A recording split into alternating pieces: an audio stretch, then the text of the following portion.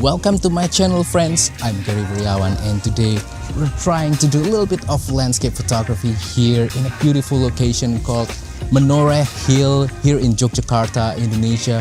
Such a beautiful location. We have intersecting hills with paddy field and just overall some nice sceneries. We want to try to capture it using Micro Four Thirds camera.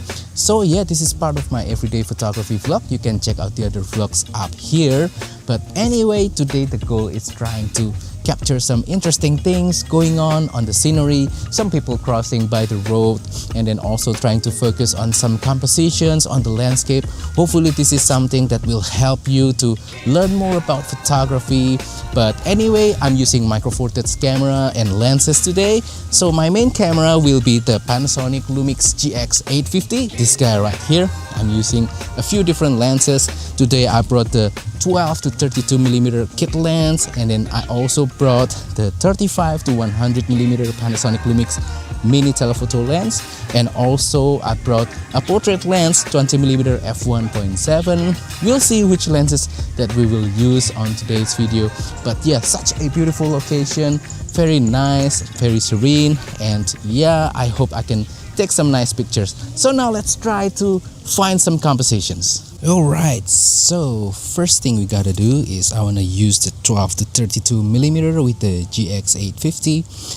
This is sort of like a classic focal length for do anything kind of photography. So this lens I think is quite versatile. It can go from wide angle to telephoto with just one lens, but I got a feeling that I will use plenty of telephoto lens later. So yeah, let's just stick with the 12 to 32 first. Camera setting, aperture priority f5.6 auto ISO. I kept everything else automatic. This is also electronic shutter, and I'm shooting raw, so I will edit the pictures later on using Lightroom. But anyway, it's a little bit windy. Hopefully you can still hear me just fine. Okay, I want to try to photograph that building right there together with the hills behind. I think that kind of looks cool. So with the wider angle lens, the problem is trying to find a foreground. So I'm gonna walk around just a little bit, trying to find something that I can use as a foreground. Let's use this plants right here. I think it'll make a nice foreground. I want to eliminate that cactus tree right there. I don't want to include it on the frame. But yeah, let's try. I think it'll be easier if I switch to the 35 to 100, but we'll do it later.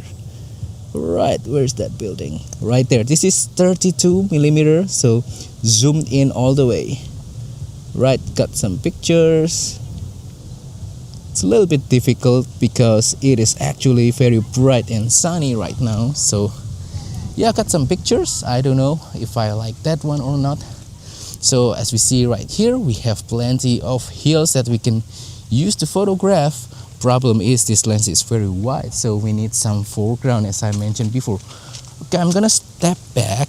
I'm moving back and forth and try to use this lens again to help frame the hills behind. I think it adds a nice point of interest rather than just a boring hill with the paddy field. I'm focusing on the hill instead of the leaves, something like this. f5.6 32mm.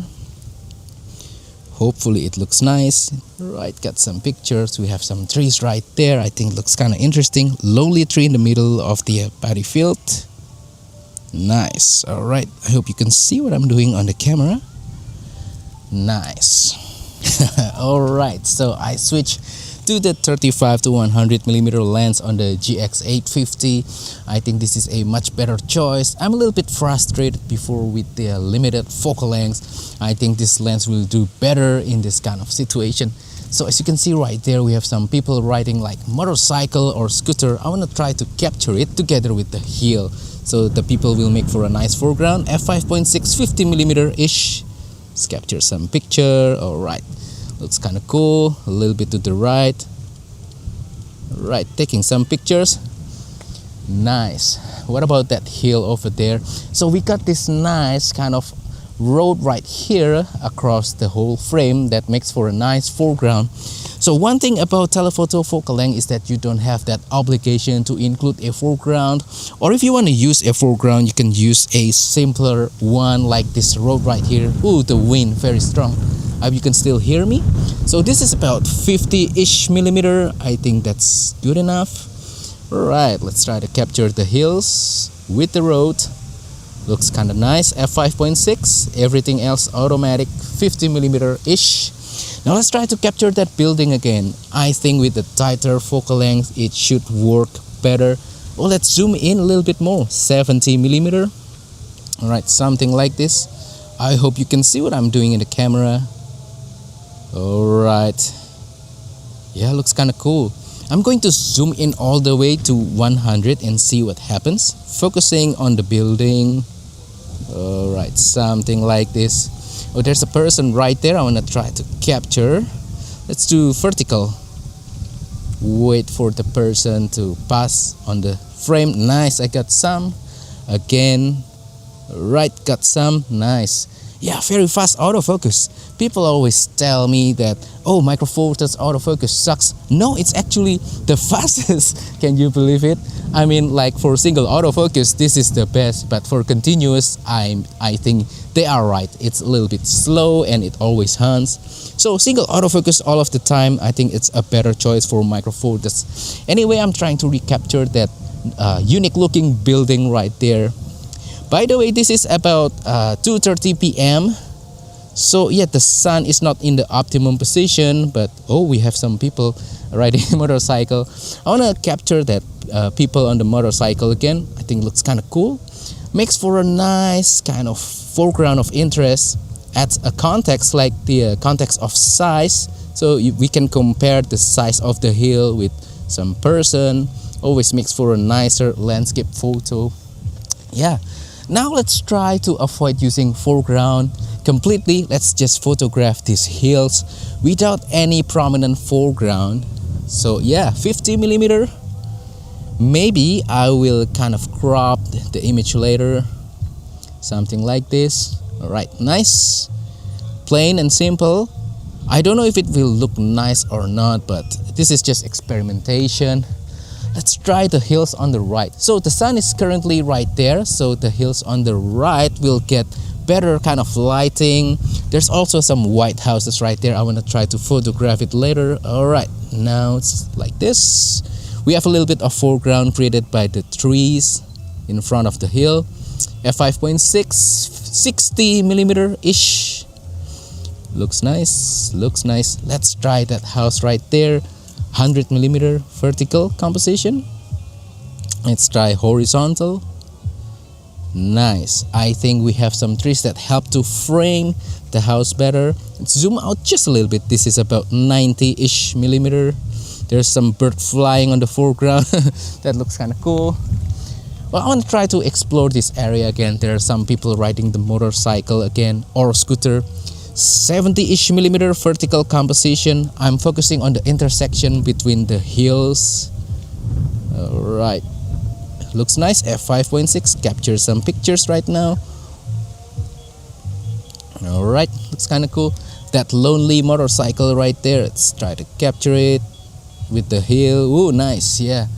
Not quite rule of thirds. Let's try it again. Zoom out just a little bit. Nice, alright. The birds flying, can we capture it? Yeah, I think I got it. That's so fun actually. Alright, so for the last session of today, I want to try to take some environmental portrait of my wife. Please say hello to Nora, my wife. And for that purpose, I'm switching to the 20mm f1.7 lens. I think this is the correct tool for the job. So because this is a portrait, we're not thinking about foreground of interest, that kind of stuff. We're just gonna do it straight, just like the subject in the middle and the scenery behind. So we're going to set the camera aperture priority to f1.7, and this is going to be half body portrait. Let's take the shot. It's a little bit too dark. I think I will use some exposure compensation. So +1 EV. Oh, the wind is blowing really hard. We're gonna wait for a little bit for the wind. Alright, just a little bit more. Okay, the wind died down. Let's take the shot. Alright, nice. Couple more shots. Let's try vertical.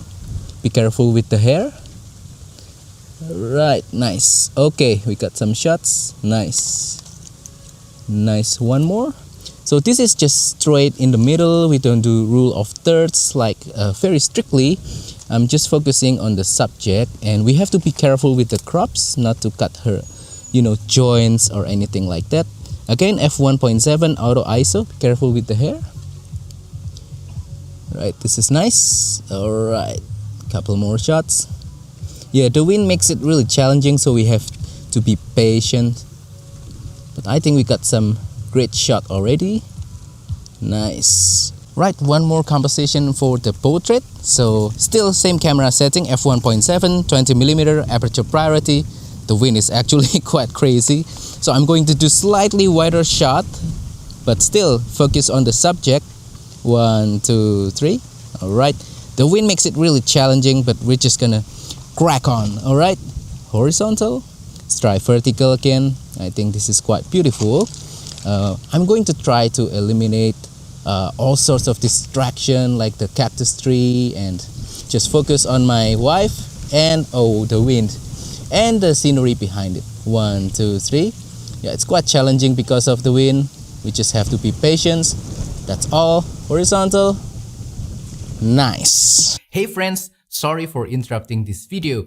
Just a quick announcement, if you want to learn how to take better pictures, you should check out my course ebook called Simplifying Travel Photography. In this ebook, you will learn all the things that you need to know about travel photography and just photography in general. It is based on my 12 plus years experience as an enthusiast travel photographer after visiting more than 20 countries around the world. And that includes composition, layering, storytelling, camera settings, mastering your lenses and focal lengths, best travel cameras, best travel lenses, travel photography gear, and many more, including plenty of sample pictures. If you are interested in getting this ebook and you want to purchase it, you can go to this link right here or scan this QR code right here using your phone, or you can go to the description below. I will put the link there as well. By purchasing this ebook, you will greatly help me to continue making high quality photography content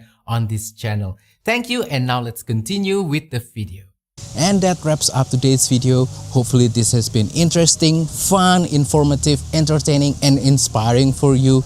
By the way, if you want to learn more about how to take better pictures, travel pictures, landscape pictures, street photography pictures, or even portrait, you can check out my course ebook called Simplifying Travel Photography. Well, there's the name travel in it, but actually it's more for general photography as well. You can learn things like composition and also storytelling and editing and camera gear, all that sort of stuff. I boil it down into one ebook. You can check out the link right here or scan the QR code right here.